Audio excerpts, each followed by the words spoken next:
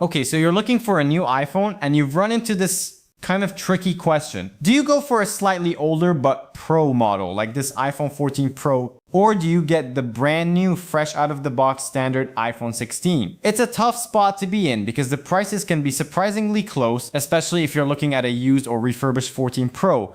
In this video, we're going to break down this exact choice, but we're not just reading a spec sheet. We're going to focus on the key areas that you should actually care about, the things that will change how you use your phone every single day. This is a decision many people are facing, trying to balance the allure of pro features against the benefits of newer technology.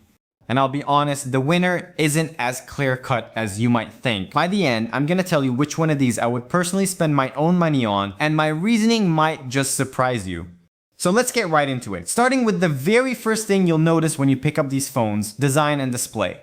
Alright, the iPhone 14 Pro here, it has that premium, stainless steel edge. It feels substantial, maybe a little heavy for some, but it definitely has that top-end feel. The iPhone 16, on the other hand, uses an aluminum frame, which makes it feel a bit lighter in the hand. Both are great, it just comes down to personal preference. But the screen, see, this is probably the biggest difference right here. The 14 Pro has Apple's 120Hz ProMotion display. And what that means is when I'm, let's say, scrolling through a website or my social media feed, everything is just incredibly smooth, like buttery smooth. Now, looking at the iPhone 16, the screen is actually very similar in a lot of ways. Both have the same peak brightness, so they look great outdoors. But the iPhone 16 has a neat new trick up its sleeve. See, when I'm in a really dim room, maybe scrolling on my phone before going to sleep, the screen can now go down to just 1 nit of brightness. It gets incredibly dim, which is so much easier on the eyes in the dark. It's a small thing, but it's a really nice quality of life improvement. The other big difference, of course, is the refresh rate. The 14 Pro has that 120Hz ProMotion, and yeah, if you're looking for it, you can tell that scrolling is a bit smoother. It's definitely a nice pro feature to have, but honestly, the 60Hz display on the iPhone 16 is still very fluid, and if you're not coming from a 120Hz screen, I really don't think you'll miss it. It's a point for the 14 Pro for sure, but maybe not as big a deal as you'd think. Alright, now let's talk about some of the physical differences, specifically the buttons, because there's something new here. See, on the 14 Pro, you've got the classic mute switch. I love it, you love it. We all know how it works. It's simple and reliable. But with the iPhone 16, Apple has moved on. You now get the action button, which you can customize to do different things, like open the camera or turn on the flashlight. And right below it, there's this new capture button. It's designed specifically for the camera. You can tap it to focus and press it to take a photo, kind of like a real camera. When I'm trying to grab a quick picture, I have to admit it feels pretty natural to use. And while we're on the topic of physical things, we have to talk about the port. The iPhone 16 has USB-C. Honestly, for me, this is a big deal. I can use the same cable to charge my iPhone, my iPad, and my laptop. It just simplifies things. The 14 Pro is still using the Lightning port, which, it's fine, but it's definitely starting to feel a bit dated. Okay, so that's the outside. Let's dig a little deeper and talk about what's powering these phones. Inside the iPhone 14 Pro is the A16 Bionic chip. And look, this thing is still incredibly fast. In my day-to-day, it handles everything. Gaming, video editing, you name it, with no slowdowns at all. The iPhone 16, however, comes with the new A18 chip, and this is where you can really see a difference on paper. I've got some Geekbench 6 scores here. The 14 Pro scores around 2600 on single core and nearly 6800 on multi-core, which is, it's really solid, even today. But the iPhone 16, it's hitting around 3300 for single core and over 8000 for multi-core. So what do those numbers actually mean? It just means the phone has more raw horsepower. And a really cool concrete example of this is that the iPhone 16 with its A18 chip can run actual AAA console games. I'm talking about big titles like Resident Evil Village, Assassin's Creed Mirage, and even Death Stranding Director's Cut. These are games you traditionally need a PlayStation or a PC to play, and now they're making their way to the iPhone. That's a huge leap in gaming performance, and something the 14 Pro just can't do. But the extra power isn't just about the chip, it's also about the RAM. The iPhone 14 Pro has 6GB of RAM, and the iPhone 16 comes with 8GB. For really heavy multitasking like bouncing between a dozen open apps, that extra RAM can matter. But honestly, for my normal day-to-day use, I don't see a huge difference. Both are great and keep things running really smooth. But I think that 8 GB of RAM is there for one big reason: Apple Intelligence. That's Apple's new AI system that powers the smarter Siri, writing tools, custom emojis, all that stuff.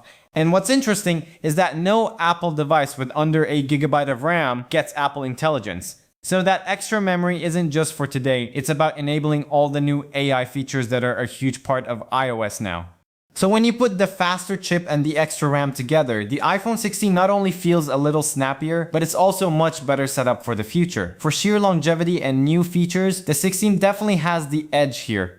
So a faster chip is nice, but what about the cameras? This is where it gets interesting. Alright, let's talk cameras, because this is a really nuanced one. The iPhone 14 Pro has a fantastic 3-camera system. You get a main lens, an ultra-wide, and a true 3x optical telephoto lens. See, when I'm at a concert or trying to get a shot of something far away, that dedicated telephoto lens gives me a really clean, sharp image without losing quality.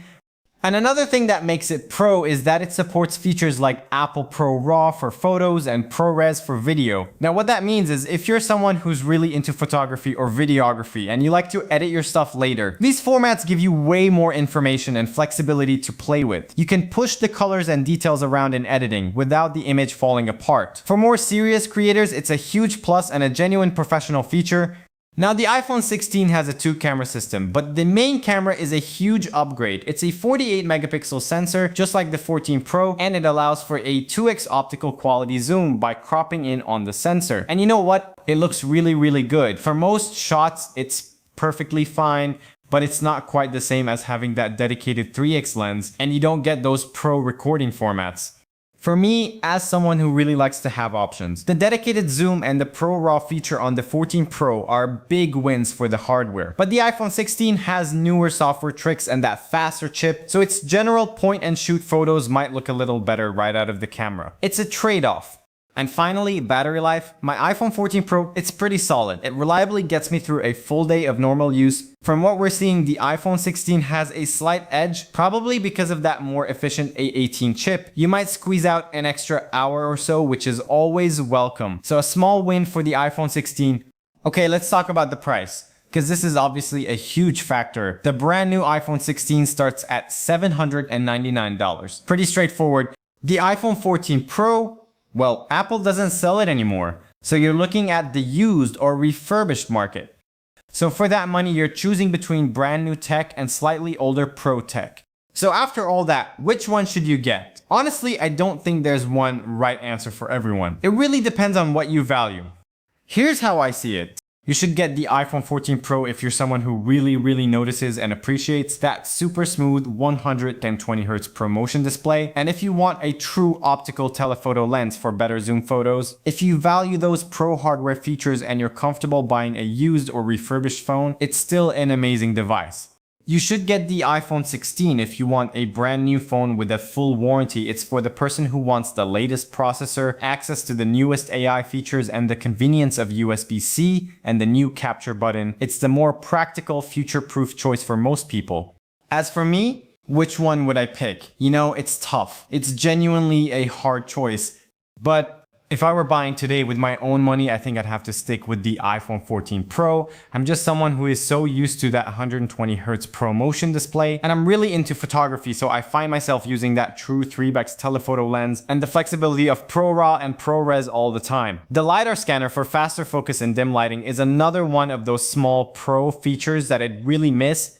But yeah, I have to be honest, it's a painful choice. Giving up the USB-C port on the iPhone 16 would really hurt. It feels like I'm knowingly choosing older, more professional hardware over modern convenience, and the idea of still carrying a lightning cable feels pretty dated. It's a tough trade-off. But that's just me and what I prioritize. Honestly, they are both fantastic phones. You're not making a bad choice either way.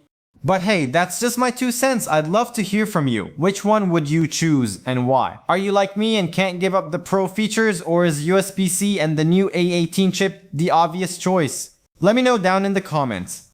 And if this video helped you out at all, maybe consider giving it a thumbs up and subscribing to the channel for more comparisons like this. It really does help us out. Thanks again for watching, and I'll catch you in the next one.